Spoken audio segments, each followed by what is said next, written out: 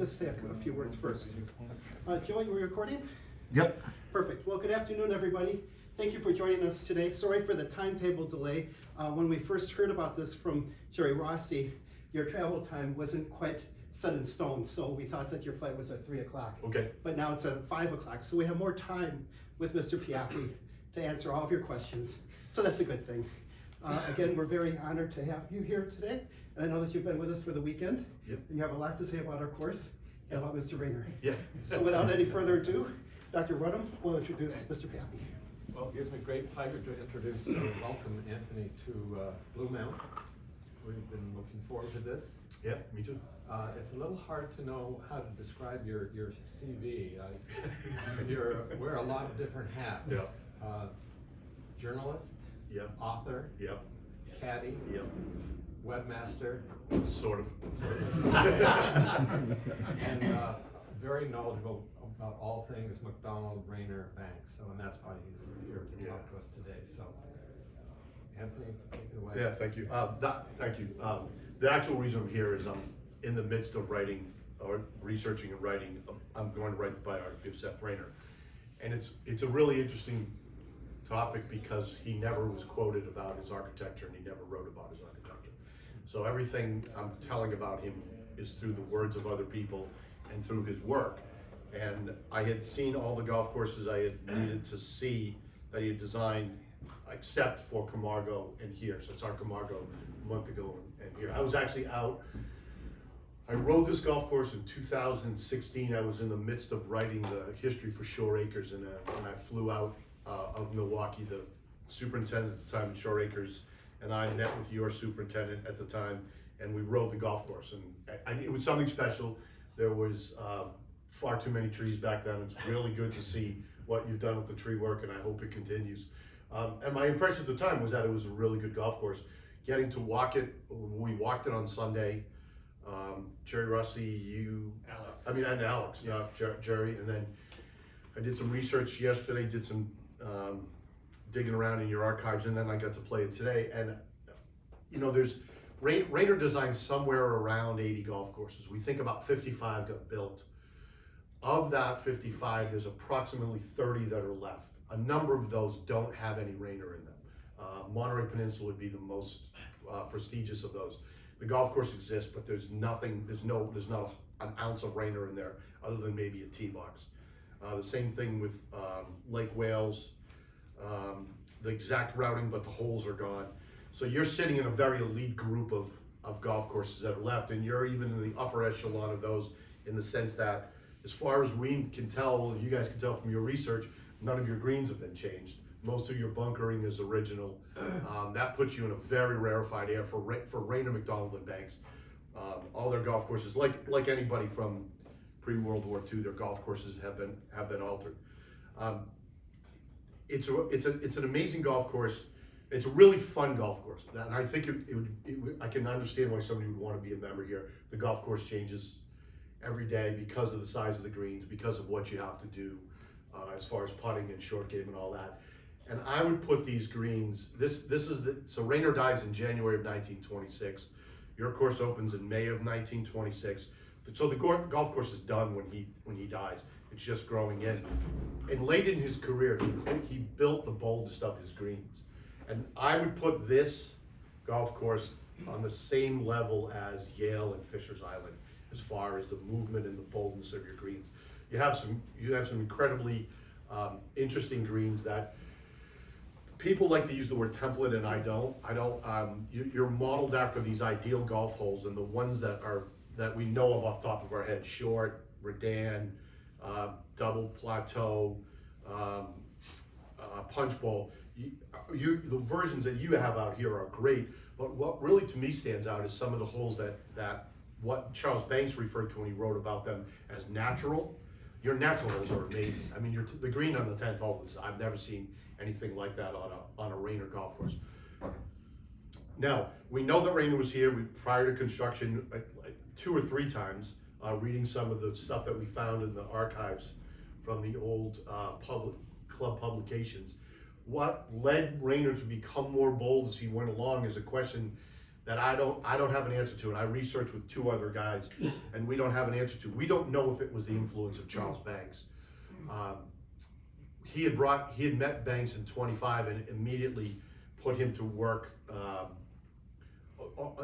on some big projects, doing some important tasks such as modeling, what he called, they would model the greens in plaster Paris.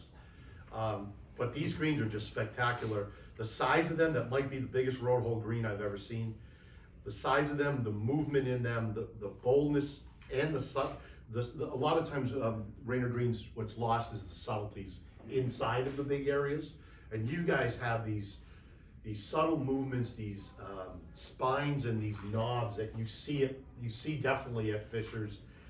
I don't see it, I'm trying to think of courses that were built late in his career. Definitely not that much at Camargo. Fisher's has it for sure. Essex County, no. But so this stands among his best set of greens. The width of the golf course, the scope of the golf course. You know, you look at the what's the earliest aerial you have? 27. Bolton's? No, the aerial of the golf course. Oh, 27, yeah. 27, when this is virtually treeless. I mean, looks like there's 100 trees on the whole golf course. He built with that in mind, that he was looking out at a very wide open piece of land, and he made the greens prominent, and the bunkering, which we found yesterday, we found what looks like a copy of the original drawing yesterday in a 1925 bulletin, which is the original golf course. There were more bunkers than were built, but it's quite an interesting golf course. It's number 6, the maiden green, the short hole with the double. There's 2 tiers on the back with a ridge. That's definitely a maiden green. One of the boldest maiden greens I've ever seen. The ones at Yale, Fisher's Island, and other places are much more subtle. There's a couple of extremely bold ones, but that's interesting. What kind of hole that sets in on, the green that's in front of it. It's an under appreciated golf course among golf fans, but among Raynor fans too. I mean, I know that people know this golf course, but not enough people know it, and part of the problem was, to be frank with you, is your reputation of having too many trees. I mean, you look back at the photos from 15 years ago, and it's unbelievable how many trees, and how that took away from the architecture and the angles and all that. But this is an entirely different golf course from 5 years ago, never mind 15 years ago, so you're going in the right direction. I'm intrigued by what he did out here, and what the researchers and I have come to find out is that Raynor developed a series of men that he brought out specifically to finish the greens at his golf courses. And we never found your Board of Governors minutes, so we don't know, or even if they would be in there, who finished these greens, but it's somebody who knew what they were doing. It's not Raynor. Raynor's working on other jobs, but he brought somebody in who understood his work, and somebody I'm guaranteed who worked on some of his other golf courses. We don't know if it was Charles Banks. It's possible, but we have no record of that. Most of the records that we do find are, through club minutes or newspaper articles from the time that the golf courses were being built. But it was definitely somebody who knew what they were doing and understood his concepts. The golf course announces itself right from the first hole. I mean, the two-shot Redan with that huge green and that huge kick slope. I mean, it welcomes you to a Raynor golf course like few others do. I mean, maybe Yale is the same way. Yale has a 12,000 square foot 2-tiered punch bowl road hole green to welcome you to the golf course.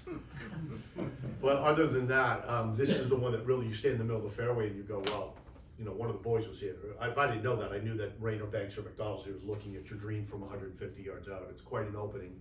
And then it never eases up, and it's absolutely fantastic. It's fascinating. The other thing I want to talk about is we went into the archives yesterday to do some digging, and in a folder marked 1935 to 1947, we found a 1927 drawing of the golf course. Hole by hole, every hole, 2 versions of 16 and 2 versions of, trying to think of another hole. With notes on the golf. Each hole is notes about what should be done bunkers that should be put in. So now I'm thinking October of 27, the golf course opens in May of 1926. The notes are talking about things like widening fairways and tree removal and about the kick slope on one. And long story short, Charles Banks was here in 1927. We found it in the, is it the bulletin? The annual report, I The think. annual report. Yeah. Charles Banks was here in 1927 to finish Raynor's plan. And that's right. And what's interesting about that is they don't refer to Raynor's plan. They don't refer to Raynor's plan. Banks produces 18 new hole drawings. So where that plan went, I don't know, because it exists in the 1924 bulletin.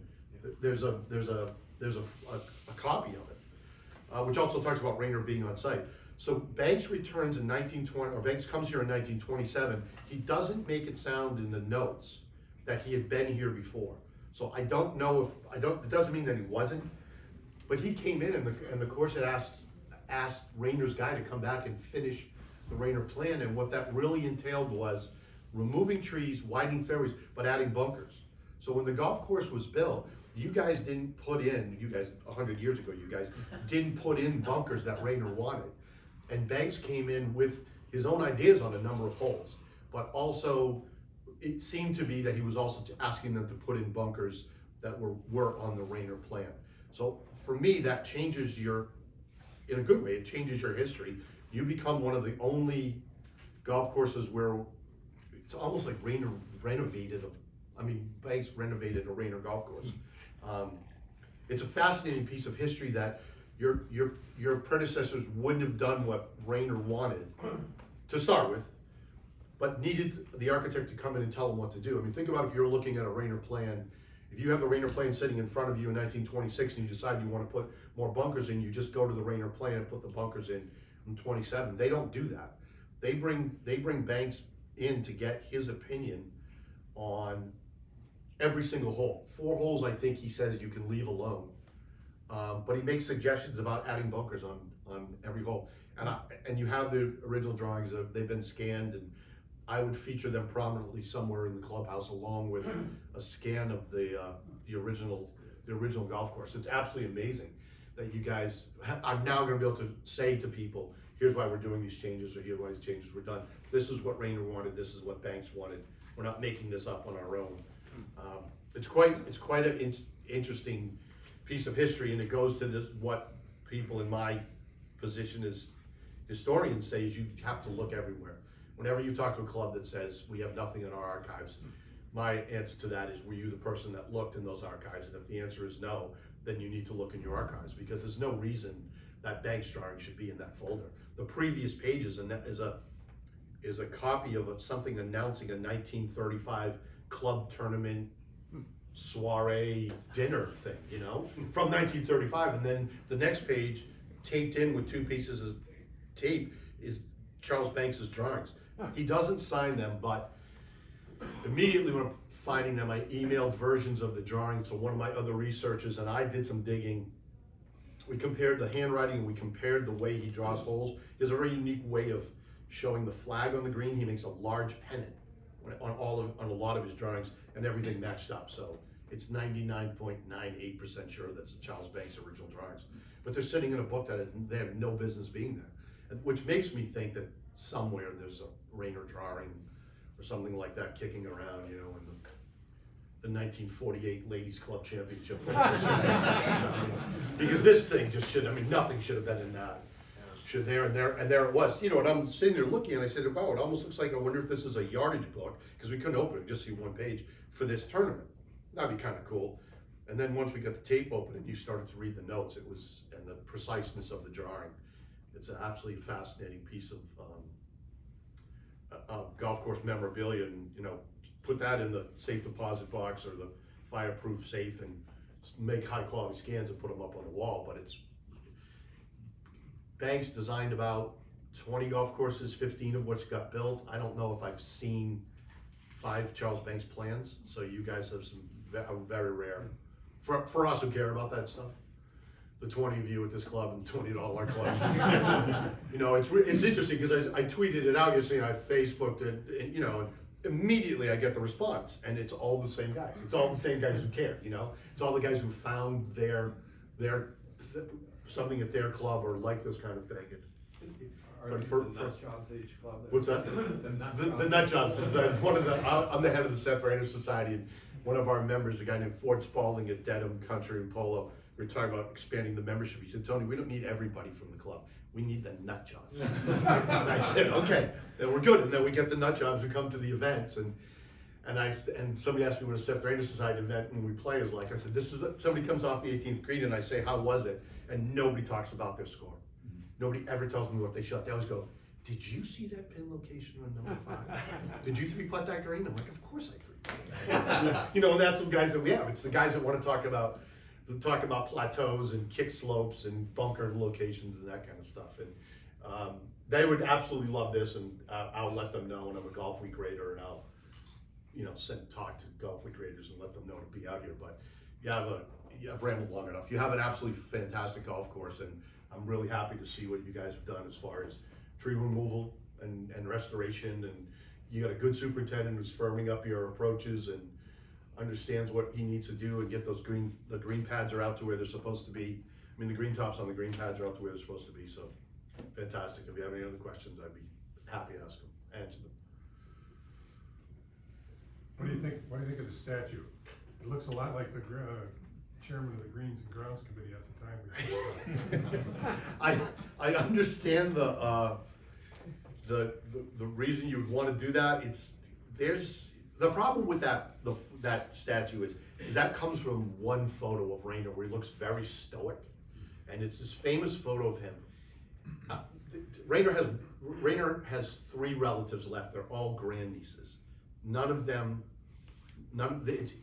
It's his from his wife's side of the family. None of them ever met Raynor. 2 of them met Raynor's wife. And Mary Araminta Cummings, Araminta was Seth Raynor's wife's, Mary Araminta was Seth Raynor's wife's name, Mary Araminta Halleck. Mary Araminta Cummings is named after Seth's wife. She has some original photos. And Seth's wife was a really jovial kind of fun-loving person. And when you see the 5 or 6 photos that they have, she's laughing or doing something in the photos. And that stoic photo is cropped. She's standing next to him laughing. So he's like this, and she's laughing. And what's interesting about the relationship is we're able to trace now that more and more newspapers are being scanned. When Raynor went somewhere, when he got going, when he was really busy, he took his wife with him on all his trips. So obviously they got along great. They had no children, but she went to Bermuda with him. She went to California with him. She went to Hawaii with him. When in 1927, when they're building the 2 golf courses that he had designed in Hawaii, Charles Banks writes a piece for the Honolulu newspaper about the last year of Raynor's life, kind of around the last he saw him. And they were working at Lookout Mountain, Chattanooga at the time, which was then called Fairland, which is spelled Fairyland, but pronounced Fairland. They were working on that golf course, and Minta was with them. And Banks stayed at Lookout Mountain, and he went to, according to Banks, Cincinnati, Milwaukee, California, and then Hawaii. So we knew he was here when he was going in, but she was with him on this whole trip. So she's doing all of these train trips. And so I understand the statue, but I like the one better of him where like he's laying back later in his life and he's got looks like a glass of beer in his hand. And you realize he died in 26, so it's still Prohibition. So he's got a glass of beer in his hand during Prohibition, hanging out with some friends. And there's some other younger photos of him and all that, but you know, anything you do to honor Raynor, as far as I'm concerned, and raise the level of people understanding who he is and what part of the club he is fine by me. Would you remind us, what did he die of and what age? He died January 23rd, 1926, pneumonia. In Palm Beach. West Palm Beach. It was lower left lung. Was that of his lower left lung? I have the death certificate, or copy of the death certificate. We're pretty sure that he was home for Christmas, so he went out to Hawaii, came back. We don't know where he stopped at on the way home. We think he was home for Christmas. The story has always been that he was down in Florida for the opening of the new Everglades Club, which is not the Everglades Club. The Everglades Club was started by Paris Springer. Paris Springer would also develop the new Everglades Club, which is now North Palm Beach Country Club, which has no Raynor left. But Paris Springer had another project down there called Cragen Park, which Raynor was going to design, and that never came to fruition. We think he was down there for that, and he died apparently. It was a quick moving pneumonia. Like, I don't think he would have left New York if he had pneumonia. And it's very quick moving, and he died. He died in a hotel that doesn't exist anymore in West Palm Beach. How old? He was born in '74, so you think he was 51? And what's interesting is then 5 years later, Banks dies at 46 of a heart attack. He had heart problems. So Charles Blair McDonald outlived his two protégés. Have you been to Mound Lake? I have. What do you think of that? It's really good. What happened with them is that somewhere along the line, somebody messed with all their greens. So those were Brian Silva greens. I think Brian did a great job because at the time they had photographs of like 4 greens, but the club lost something in its history. It knows that Charles Banks was there in the early 30s to make some changes. Something happened to their greens in between. They got flat, all the stuff. But I think the routing is wonderful. The bunkering is great. It's a lot of fun to play. Do you enjoy it? Yeah, but now that you say that, I do notice the greens are a lot less undulating. Yeah, and you know, the thing, before I criticize courses that there's greens, so I don't want to make it sound like I'm criticizing the greens. Then as now, the membership got to decide what they wanted. Raynor could have come out with bold greens for everything he designed, and the membership could have tamed him. I mean, we don't know what happened. The perfect version of that is Gibson Island.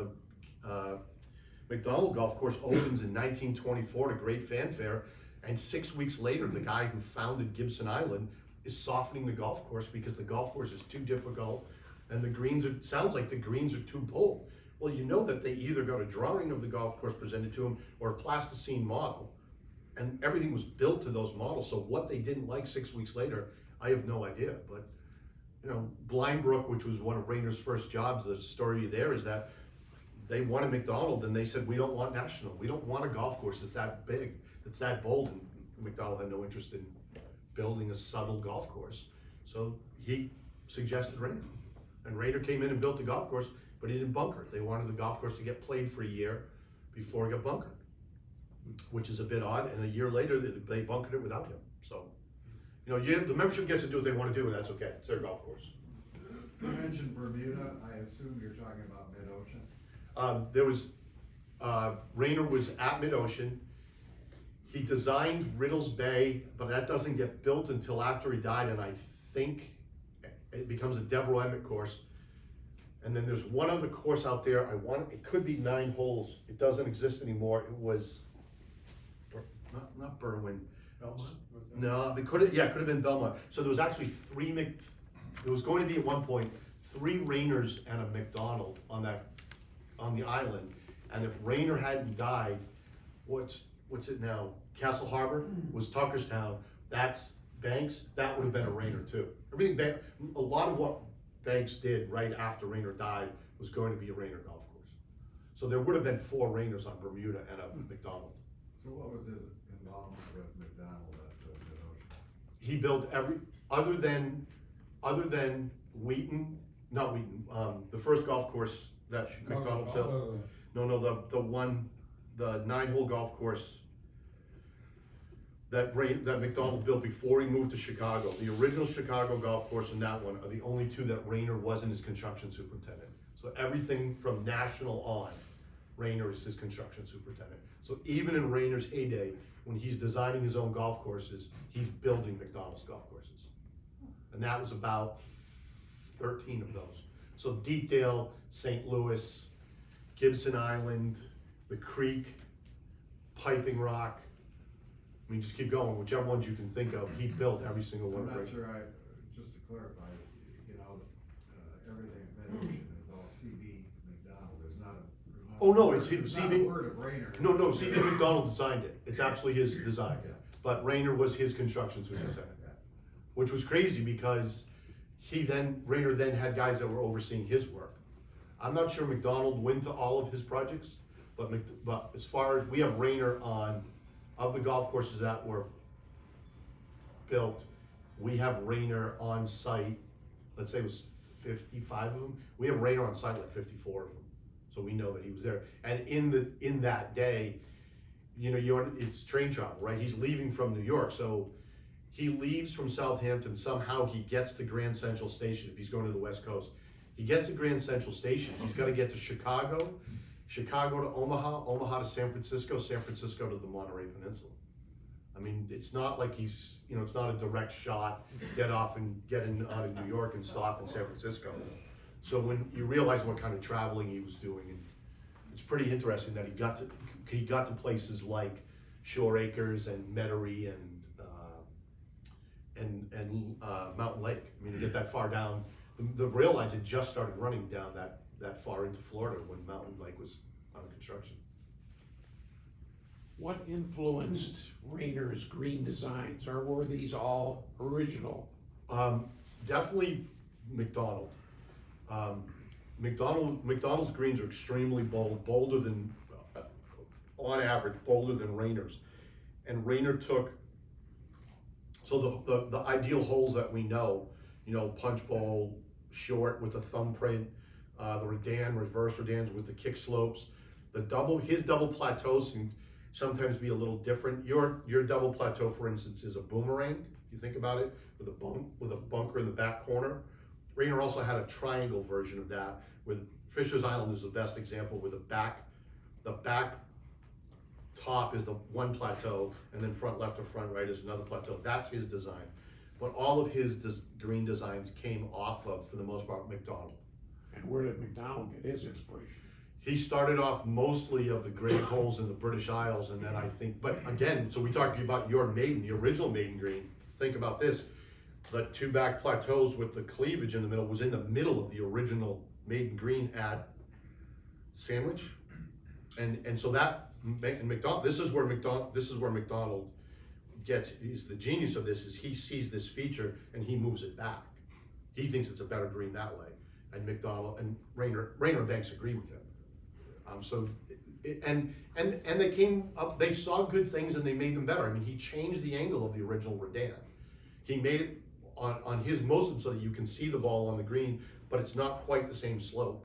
It's the cross bunkers in front, which Banks puts in on yours. When you see the drawing, there should be cross bunkers on the Redan. Banks puts those in. Those weren't there on the original one, so they're using, and McDonald writes about this. He'll take an amalgamation of a hole. A hole might be called, the first hole at Ocean Links was called number 6 Garden City, which isn't one of theirs. You look at number 6 at Garden City, it has nothing to do with Ocean Links version, has nothing to do with the Garden City one. It's about the green.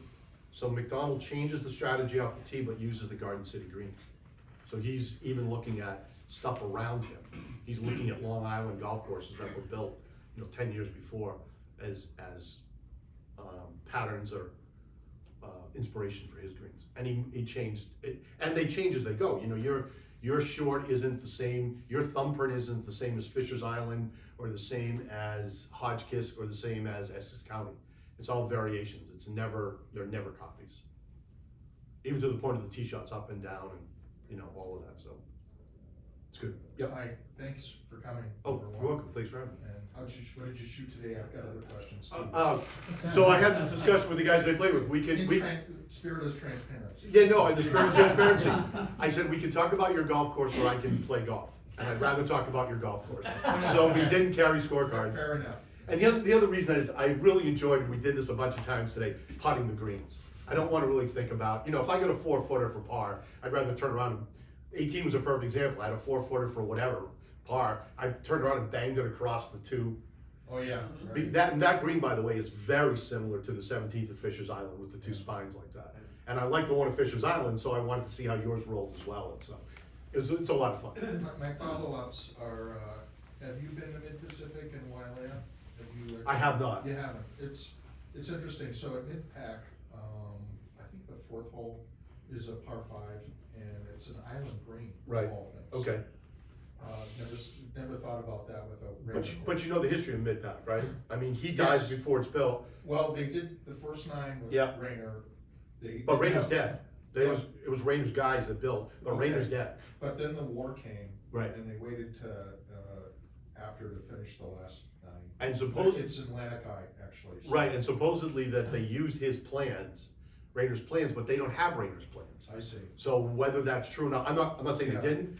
And the bunkering, the earliest aerials of mid-Pacific don't show bunkering that's anything like Raynor's. Yeah, I've played it, it'd be hard to figure it out that it's in Raynor. Right, and Waialae lost at least, what, 5 holes to home I think construction? they lost like 12 holes for those condos and Yeah. hotels and Yeah. stuff. One issue that's coming up at mid-pack that's of note is in Hawaii, there's a couple ways you buy real estate. You actually own it like you do here, or you buy a leasehold. Okay. So somebody owns the land and you're leasing the house for 100 years Yeah. or whatever. They have, the problem at mid-pack right now is they have a leasehold Okay. situation. So theoretically, that land could be developed. Right, So nobody knows what's gonna happen with that. That land in Lanakai is worth $1 million an acre probably right now. So- right, that's too bad, but that's interesting.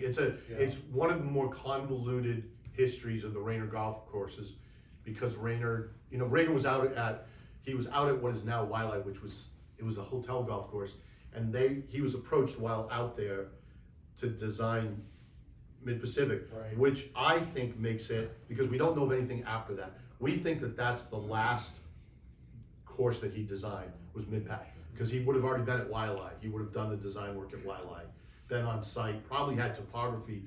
It's classic Raynor would be, he would have asked for the topography plans before he got there, so he knew what he was doing, what he was gonna be faced with. So Mid-Pac comes with their request, that's probably his last golf course.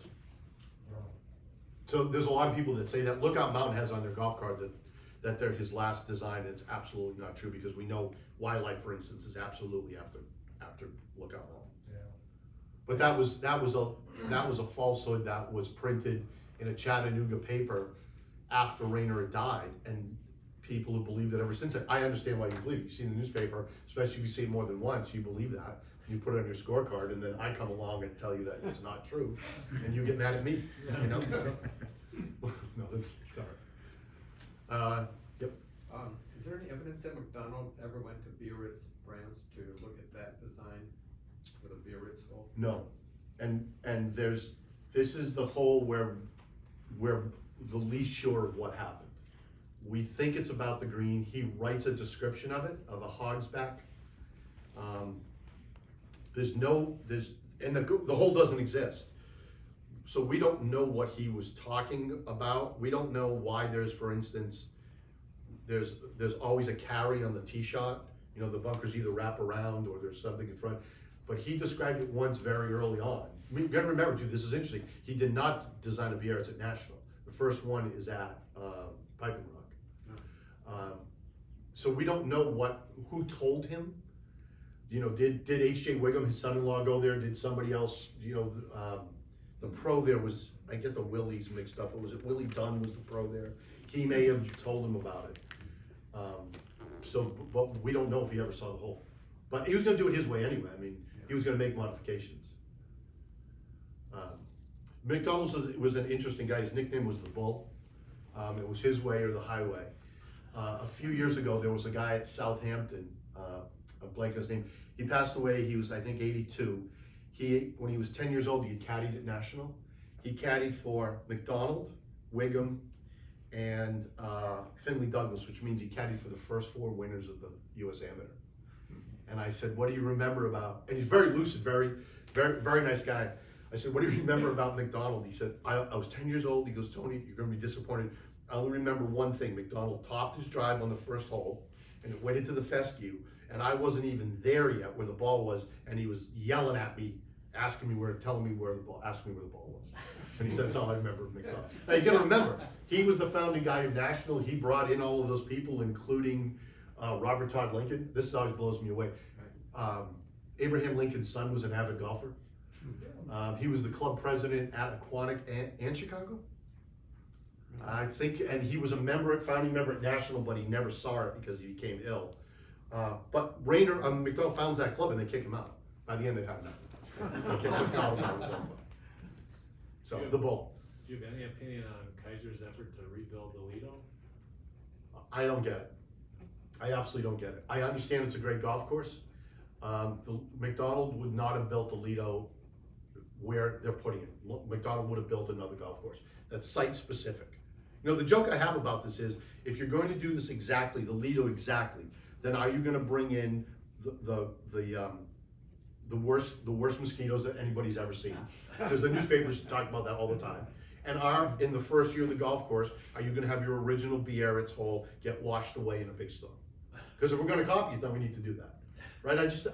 McDonald never copied anything. Why would you want to copy McDonald? It makes absolutely no sense to me. I get the concepts of the holes, right? Let's do variations of all of these holes, but why would you copy it? And this is for marketing. I mean, people are gonna go play that course who have no idea who C.B. McDonald is, because again, it's just the 20 of us that, even when you say the Lido to most people, why would they know that golf course? It was defunct in 1941. We're talking about a golf course that's been gone for 90, 80 years, right? We care, right? So you're building it for people who are gonna what? Go see the Lido? I don't wanna go, I mean, why? You wanna go play a good golf course up there, I get that, but I'm not going to see it. I have no desire. I get Old McDonald because they're variations on the theme, which is what all of these Raynor McDonald Banks courses are, but to do an absolute copy, it has to be 100% pure marketing. And the other thing is, boggles my mind is, the course that it replaced was going to be like a 6,300 yard, par 68, very friendly golf course. Bernard Darwin called the Lido the hardest golf course he ever played. What's the point? I don't want to go to a resort to play the hardest golf course I've ever played. Do you know what I mean? We're going to angle it so the prevailing wind is the same way the prevailing wind was on Long Island Sound. And I'm not going. I have no desire. I don't want to get my brains beat in for $350. And the other thing about it is, it's an intricate golf course that you need to learn. You know, I mean, you look at some of those holes, just like your golf courses, right? We talk about the maiden. Where are you hitting your drive? Where's the flag on the? I want to look at it from the tee before I make my decision. I mean, so what are you going to do with the Lido? Your caddy's going to tell you where to hit it? That's not fun. For every hole, your caddy's going to, I want to learn about the golf course, you know? But he's going to do what he's going to do, so. God bless him. And the guy who did they did the aerial mapping of it, whatever you call that thing, and put it all together. He's actually working on Ocean Links, which was, I contributed a lot of information to him, which was the 9-hole golf course next to Newport Country Club, which was a Raynor design and McDonald consulted. And it's one of the only courses that I know of where McDonald was there on opening day. He came up on a power yacht with some other guys from New York City and played their opening day. And Ocean Links also is associated with one of the great names in golf course construction, Rocco Narco. Rocco Narco was the guy that led the golf course construction, and for some reason he was there at opening day playing as well. So Rocco was a good player, but he was there with McDonald. One of our big capital reserve projects is going to be restoration of the waterway through the course. Yep. Earthen Dam. I was wondering your take on what Raynor's thoughts were on handling that type of water. I mean, Shore Acres is very manicured around this. We have a more naturalized thing. What do you think it originally was in his mind? Well, 1926, nothing's manicured. Do you know what I mean? You look back at some photos of even Augusta, for instance, because I don't like what Augusta does, so that's why I like to hold them up. Just look how much they've changed. They had long grass, gnarly long grass around their water features in the 1970s. I'm more of a fan of natural, you know. So you think the concept of cleaning things up but putting tall fescue around the waterway is a reasonable way to go? Yeah, I mean, I don't like, as much as I don't like framing golf courses with trees, I don't want to frame it with fescue either. Like, I like when it's in natural areas, on the outskirts of it and all that, but I mean, a natural waterway running through the golf course, Yale has one that they haven't taken care of, They're actually gonna do some work there and redo it to help move water into their pond. But it's cool because you don't realize they're there until you're on top of them. You know, there's kind of like some gnarly long grass, and you're like, oh, that's a trench that's dug through to move water from. They're built on ledge, so there's a lot of surface drainage that moves through the golf course, and you say, well, that's kind of neat. Like, I didn't even realize that that's what that was. It just looked like, you know, some rough or some long grass, and I'm more a fan of the natural feature. But, you know, either way, as long as it doesn't detract from my eye when I'm playing. Like, I don't want to see stone walls and stone line stuff on, you know. But for me, it would be the easiest. You don't want your golf course superintendent and his crew to have to spend time maintaining things that doesn't have to do with the playability of the golf course, right? We want him to spend his time on tees, greens, and fairways, and the rough. If he's got to spend time on the manicuring the drainage areas, then get him some more guys, you know? So that would be my answer. And he's doing a great job, by the way. I mean, I'm pro superintendent because whatever. But the firmness of your golf course and the fact that it's not lush green and, you know, you've cut back on water usage is really nice. It's fun. It's fun to play. It's fun to play the ball on the ground. We all hit some balls on the ground today that, you know. No, it's good. It was great. Hit some nice approach shots and ran some stuff in, and it's fun. It's really fun. How would you compare Somerset up in St. Paul to Blue Mound? Well, Somerset was redone by Stanley Thompson after World War II. That golf course had almost gone fallow. I've seen one aerial of it before the changes. So there's virtually nothing left. Those greens that are down in the big mounds, that's classic Stanley Thompson kind of design. I don't know how many untouched Raynor holes are out there. I mean, it's a really good Redan, very low profile Redan. And then somebody came along in the 80s or 90s and made some atrocious changes as well. So there's almost no Raynor out there, unfortunately. Midland Hills redid theirs, but they lost holes to a highway expansion and to the building of a driving range. Jim Urbina was just out there, and apparently they've done some great things with it. I trust Jim, seen a little bit of his work, and it's good, but there's more Raynor at Midland Hills than there is at Somerset, unfortunately. When do you hope to have your book out? Did you see the wave of panic go through my face? That's what I'm saying. Yeah, if you're golfing all these places, Yeah, I'm not. I didn't. That's good. Yeah, I actually didn't golf Camargo. I went and just walked it, needed to see it, found some stuff in their archives, and got out there. If I would like to have it out in 2022. There's a lot to be done because I have to also responsible for getting art for every single golf course, and you know, I've also bumped into courses that I thought had better histories than they do. Monterey Peninsula is one of them. They have virtually no history about their golf course. There's a guy who used to be the historian for the Pebble Beach Company. He was 25 years paid to be the historian, has been hired by Monterey Peninsula to research their stuff. Everything got messed up from COVID. I also got messed up from COVID. I wasn't allowed to get into certain places. Still not. Once he gets into their archives, I'm going to be able to write about Monterey Peninsula a little bit better. So end of 22 would be my guess. And I ask myself that question every day. Sorry to bring up a bad subject. No, I understand, right? No, well, you're going to buy the book, so you get to ask me the question, right? You are going to buy the book, right? Yeah, so that's it. I mean, that's the idea. Is at some point, you know, I'm going to run out of how much more digging I can do. What really changed all of this is when papers got digitized, and especially the Library of Congress did something called Chronicling America, where they digitized small town newspapers.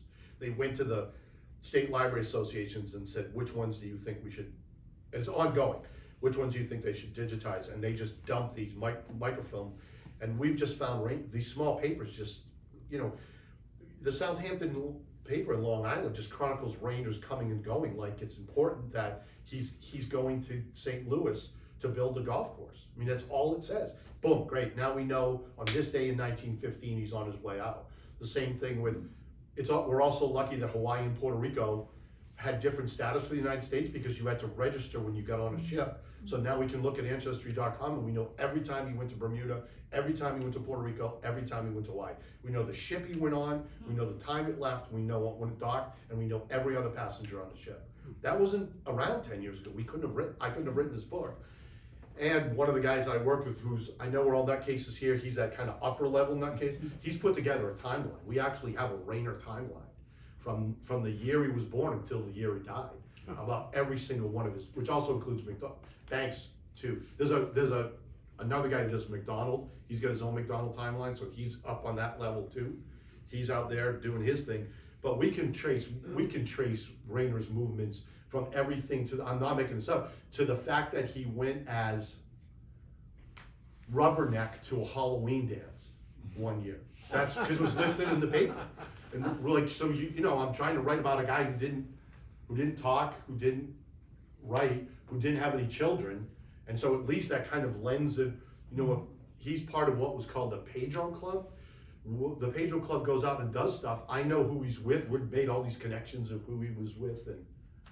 And there's the story I saw before about his wife. Mary Araminta Cummings told me an interesting story. She works at the Southampton History Museum. She said when she was growing up, she's 70, she's 80 now. And looking back at the time, she said, I think Southampton was divided into two groups. There was the Presbyterians that went to church and were pious and nice people. And then there were the other Presbyterians, and that's Seth Raynor and his guys. And she said, that's really weird because when you see his face, right, he doesn't look like that guy. She said, but his best friend was my grandfather. And my grandfather, I remember my grandfather, and he would not have hung around with a stick in the mud. And you're like, see, so that's the kind of thing where every photo you see of Raynor, not every, because there's one who's got some wry smiles, but the famous one, your statue, where he's this, you would never think that. He's not the guy with the glass of beer out in Long, they used to call it camping. They would get there was these cabins out in the middle of the Long Island forest, and they would go spend the weekends there. You know, husbands and wives, and Mary Araminta said or Mary Cummings said the story was that Raynor liked to go there because there was no phone and McDonald couldn't call him. Because McDonald got a win and McDonald would call him, and if you ever read about McDonald, that makes sense. But so he's this fun guy out with, you know, this kooky, fun, I said to her, Raynor's wife died when Mary Cummings was 10. She said, we couldn't wait to go to Aunt Minta's house. We couldn't wait. She was just so much fun. And she had candy for us, and we would go there for lunch. And I remember sitting on the back porch, eating lunch, and she had a window, and she would hand the food out to us through the window, and I thought that was the coolest thing. And I said, so that's, you know, so I'm trying to tell that story that, you know, trying to put, at some point I'm gonna have to stop doing this, stop looking into this minutia, but, you know, I get things that pop up and people send me stuff and this finding that we had yesterday, and, you know, but it's amazing that we found it, able to track how much you travel because of small town newspapers. The big newspapers covered it as well too. At times it's because it's in the, we talked about this, it's in the society pages.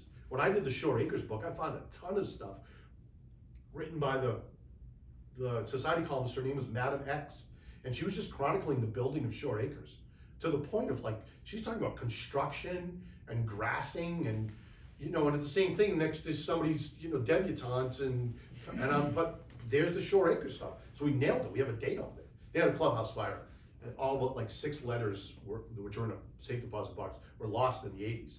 So everything I did for that came out of newspapers. But it was amazing that it was in the society pages, because the guys behind it it was Stanley Field from Field's Department Stores, was his dad. Stanley Field was the guy behind this. So she was covering Stanley Field's movement. And so Shore Acres makes the society page. How big a book? Huge. You're gonna have trouble cutting it down? We're not gonna cut it down. I mean, I'm thinking it's gonna be, the idea is for it to be 11.5 by 18, 60,000 words. I mean, it's gonna be that big. And the great part of a lot about this is that Raynor built stuff involved with the Olmsted Brothers landscape architects. All of their stuff was donated to the Library of Congress, which means use on that stuff is free because it's owned by the citizens of the United States. There's some unbelievable drawings that are in those files that were done by the Olmsteds off of Raynor's plans, but also Raynor's plans. So there's just some massive drawings, high quality, that we're gonna be able to really illustrate places like, so the Olmsteds did Mountain Lake, Fisher's Island.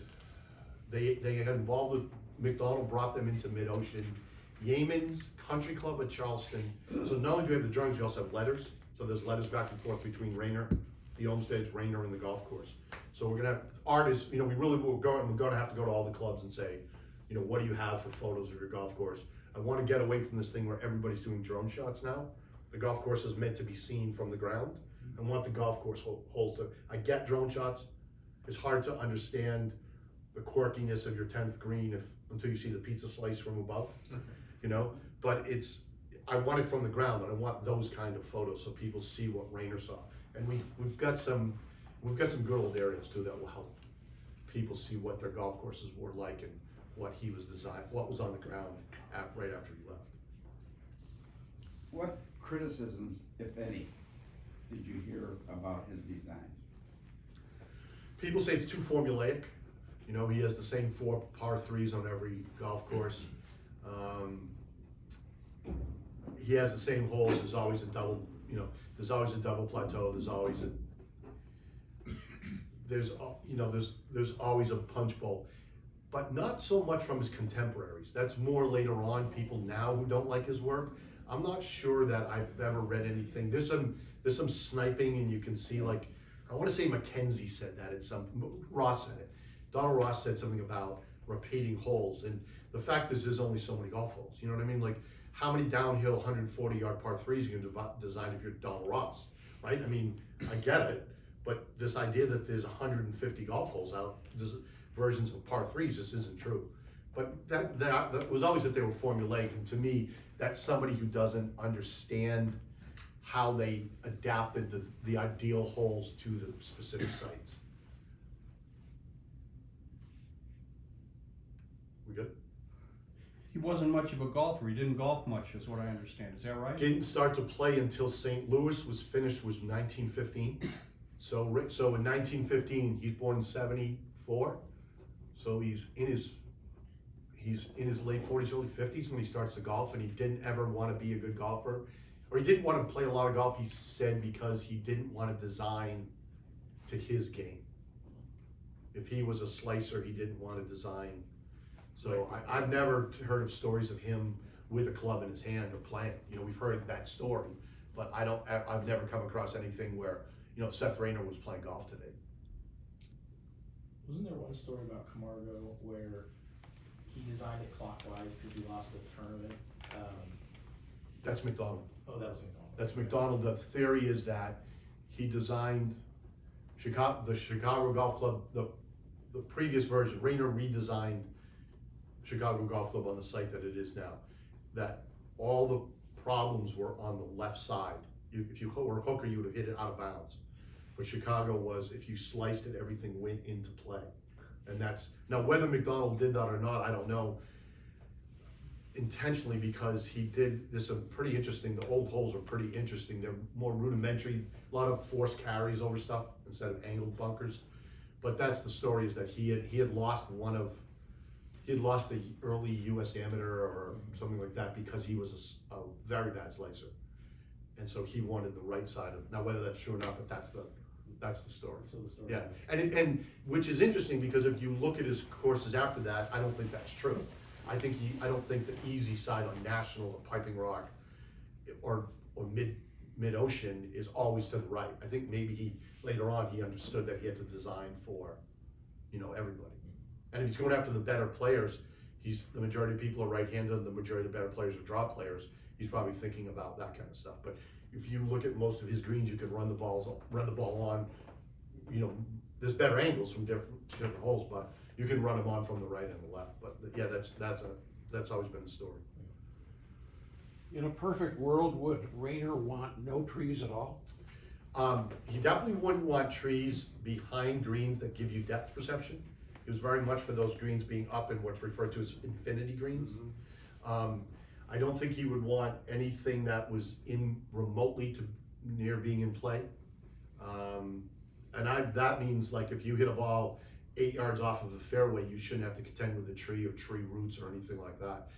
He was designed by McDonald, and McDonald's ideal golf courses were the links of the British Isles, and where trees didn't come into play. There's trees out there that get that. You can see in some situations where I think he leaves trees in for protection, which makes sense. You have T-green situation, we're gonna leave them in, but you know, he's also gonna be aware of where are those trees in relationship to a green. We're not gonna put them on the south side, because even in the winter, we don't want shade on that green. So, you know, Chicago was wide open, National was wide open, Piping Rock was wide open. You know, so he didn't, trees were not part of the strategy. So then what was Olmsted's role? So Olmsted's are doing the home lots. They're doing the home lots. There's all real estate with these golf courses. Oh. So they're routing, what they're trying to do is they're trying to figure out, and it's interesting, it's the opposite of most places now. The golf courses were given priority. Fisher's Island is on the water. The golf course is on the water, right? There's homes that are inside, there's homes that are outside on the water. But they said, let's build the good golf course first. Mountain Lake was, where do we put the golf course first? Then Olmsted's route in the driveway. They may have to adjust some holes, and then we have the home lots. Huh.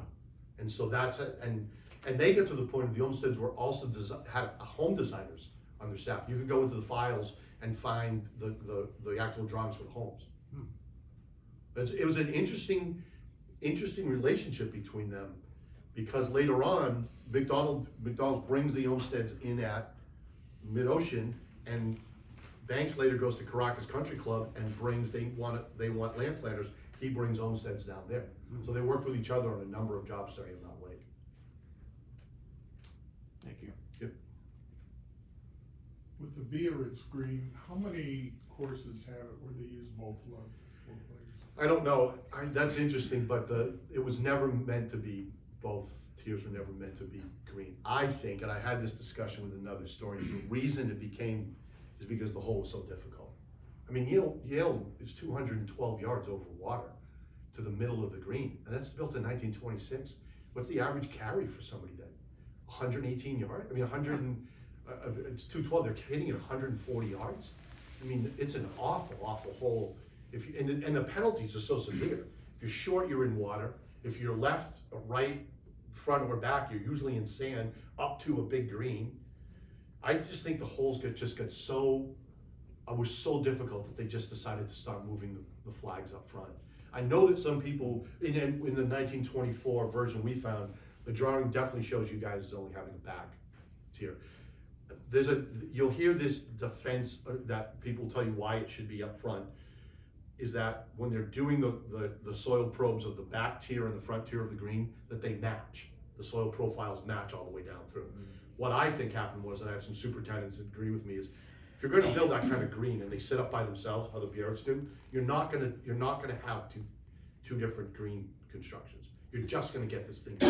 You still want the front to drain as well as the back, but we're not going to get so precise when you're doing scraping with horses and drag plates. Right, and you have 200 people are working on golf courses in those days when they're building. 200 people. So the amount of handwork that's going on, you're not going to sit there and divide that back tier and that front tier. So somebody's like, oh yeah, we keep finding this layer to help drain the surface of the front. That must have been green. We know Fisher's Island wasn't, because it's so severe, and there's some spines running through it that would have made it impossible. Yale could have been flattened out. There was a superintendent there for 25 years that did whatever he wanted, but I have a feeling that none of them were ever supposed to be. But to answer your question, I mean, West Hampton does it up front, Shore Acres does it up front, Yale does it up front. And then the other thing you have to understand is that it wasn't green that isn't on every golf course. He built what was called what we referred to as a one-tier Biarritz, where there was no green in front of it and just a swale. That's actually how Mountain Lake was. They didn't find a photo until the last 5 years. But Dedham Country and Polo was like that. Essex County is like that. That's the Country Club of Charleston. They had members who were pushing to build a Biarritz.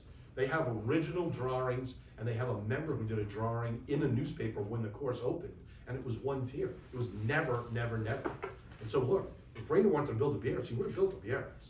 There's enough room to do it. He wanted this one tier rise up green. So there's at least, I think there's five or six of those that we know of that were one tier Biarritz. So it's an interesting concept of why he did it on those sites. And again, it may be a membership call. We think that hole's too difficult. I know there's a lot of focus on like the ideal hole names Yep. and that type of stuff. Is there do you think that does any disservice to the ones that don't fall under the ideal names and the names that have been used historically at the respective clubs that they're at? You know, there's Raynor didn't always name golf holes, or McDonald and Banks named the holes, and clubs went on and did it after. It appears that yours is, right? Because your whole names pop up in 26. 26. So Raynor probably had input on it. I think it's okay to use the ideal hole names. I don't think it detracts. I don't think it detracts from the hole. I think what happens is people look at your short and say your short will look at Chicago's and go, they're not the same hole.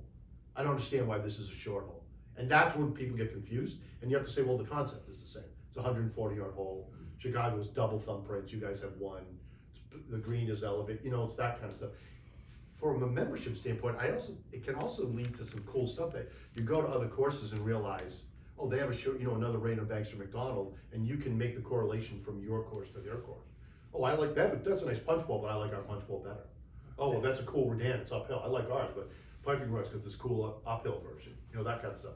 So I'm okay with that. And the holes that don't fit into the ideal description, what Banks called natural, you can find something that from hole descriptions in the day that can, give you a good name. The other problem that happens is that, the valley hole concept at National is a par 4 where there's diagonal bunkers, you bite off as much as you want. The more you bite off, the better view you have into the green. If you bail away, there's a hill that obscures you and there's a bunker you have to carry. Okay.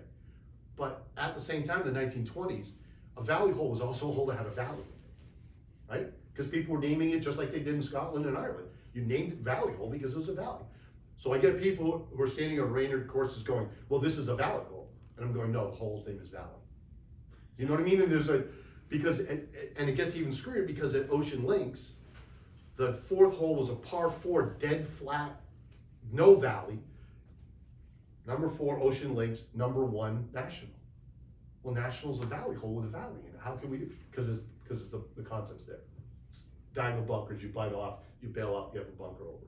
So you get in these fights about, I'm okay with it because I think it adds kind of some pride and some connection to other golf courses. But if you name it after what it, I always thought the first two, 1 and 10 should be out and away, and 9 and 18 should be in and home.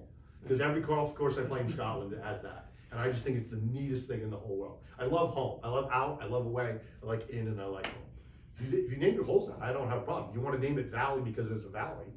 You want to name it Valley because it's Valley concept. I get it. As long as everybody understands why they're being named that. And write it down because it's going to get lost over time, for sure. And a perfect example of going the other direction is I don't think Fisher's Island names any of their holes after the ideal golf holes. I think they're talking like, Montauk Light or whatever, whatever it is. I mean, and that's good too because there's you play the hole and you're like, oh, that's what they named it. I get that. We're looking at that, or it does this, or that's. So, but I like your hole names. I like what you have on the card, and because you have this history to it. It appeared in, almost 100 years ago now. But if you change it, I wouldn't care either. If it fits, it fits. If it's what you guys like, it's cool.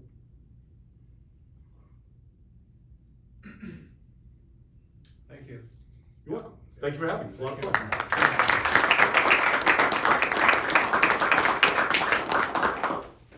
Can you cut down a tree in my honor? Which one? Yeah, which one? Well, I came in on 18 and I was a foot off the fairway on 18 on the right-hand side and I had to hit a punch shot underneath the tree. So if you want, when I make this much of a mistake and I have to hit a punch shot, I think it's a little severe. So I'll start with that. Should have seen it 2 years ago. I was here in 2015 and it was just, and I've seen photos too. So, but you guys are going in the right direction, just keep going in that direction. Well, on behalf of the members of Blue Mountain Country Club, both here and not here, Yeah. I want to thank you very much for being here. Again, this has been recorded and will be available for those members who want to see it again or for those that were unable to attend. Anthony, thank you again. Thank Have a you. safe trip. Great, thank you, I appreciate it. Thanks again for having me.